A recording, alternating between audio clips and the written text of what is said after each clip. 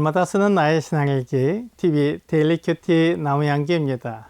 오늘은 사무엘상 10장 25절에서 27절을 묵상하겠습니다.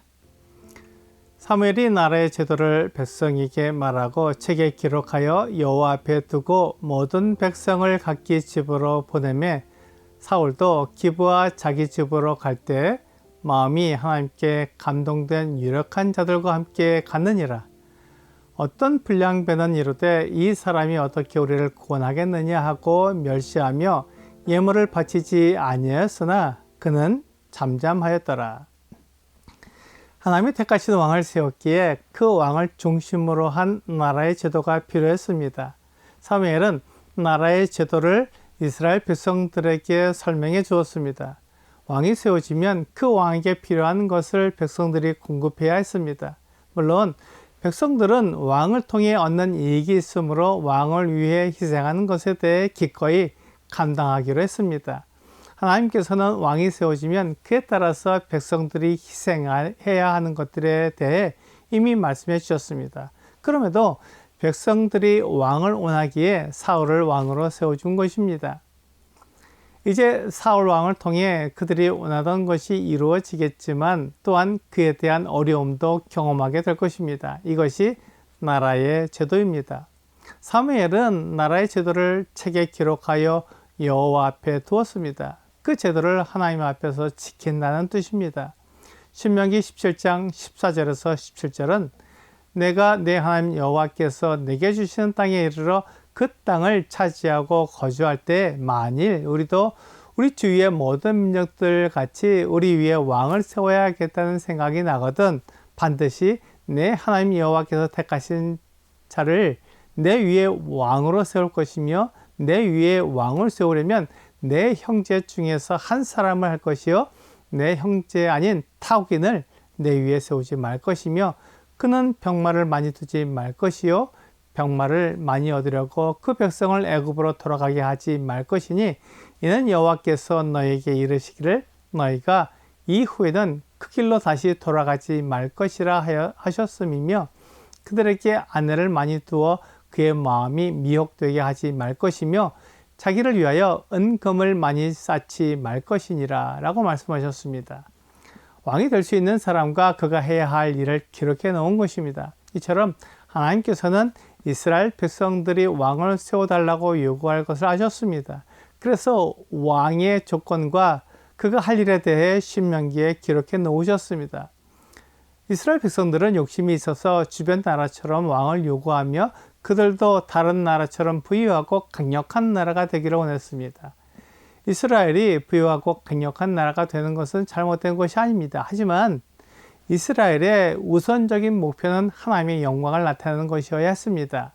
하나님의 영광을 위해서 살 때 이스라엘이 부유하고 강력한 나라가 되는 것이 하나님의 계획이며 그의 그 계획에 맞으면 하나님께서 그 나라를 부유하고 강력하게 만들어 주실 것입니다. 그렇지 않다면 하나님의 계획대로 그 나라를 이끌어 가실 것입니다. 이런 마음이 우리에게 필요합니다. 하나님을 우선으로 섬기고 하나님의 계획을 따라 부하기도 하고 가난하게 되기도 하는 것입니다. 이렇게 하면 부유한 사람이나 가난한 사람이나 차별하지 않고 모두 하나님의 계획에 따라 이루어진 모습이기에 가난하든 부하든 하나님 앞에서 똑같이 대할 수 있습니다.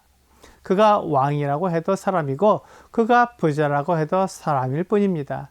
하나님의 피조물이며 하나님의 영광을 위해 모든 것을 허락하시는 것입니다. 사무엘이 모든 백성들을 각기 집으로 보낼 때 사울도 기브아에 있는 자기 집으로 갔습니다.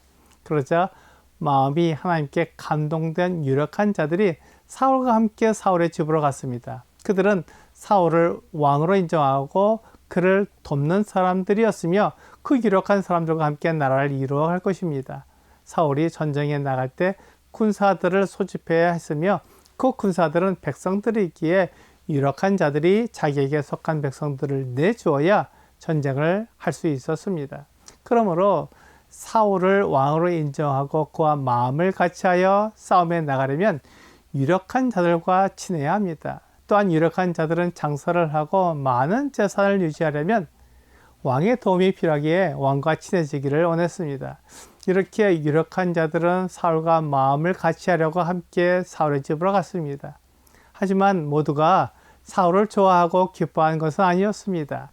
사울을 싫어하고 질투하는 사람도 있었습니다. 어떤 불량배는 이 사람이 어떻게 우리를 구원하겠느냐 하고 사울을 인정하지 않았습니다. 사울은 자신의 연약함을 아는 사람이었기에 불량배들이 자기를 인정하지 않는 것에 대해 신경을 쓰지 않았습니다. 이 불량배들도 사울을 인정할 때가 올 것입니다. 하나님께서 세우신 사람을 믿고 따라야 합니다.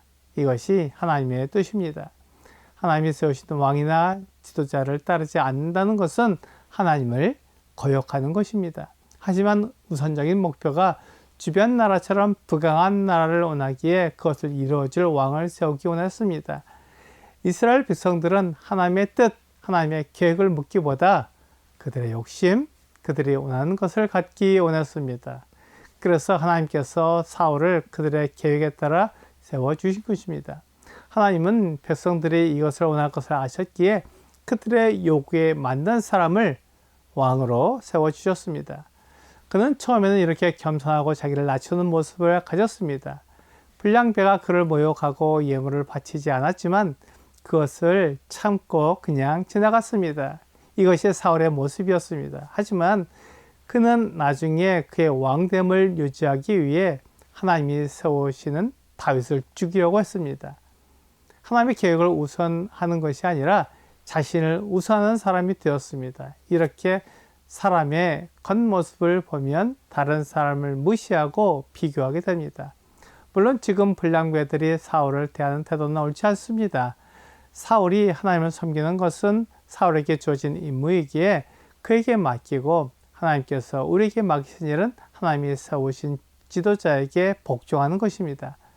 사울의 장래일을 우리가 알 수 없기에 지금 하나님께서 세우신 왕을 인정하며 그 왕이 하나님의 말씀대로 하나님을 섬기며 백성들을 위해 일하도록 도와야 합니다.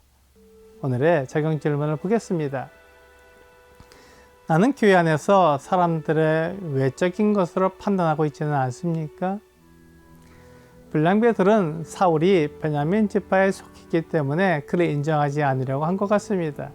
불량배들은 사울의 외모를 보았습니다.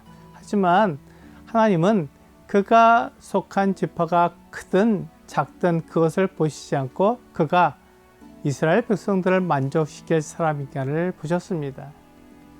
오늘 사람의 외모를 보고 판단하기보다는 하나님께서 세우시는 사람을 인정하고 따르는 여러분과 제가 되기를 주 예수님의 이름으로 기도합니다.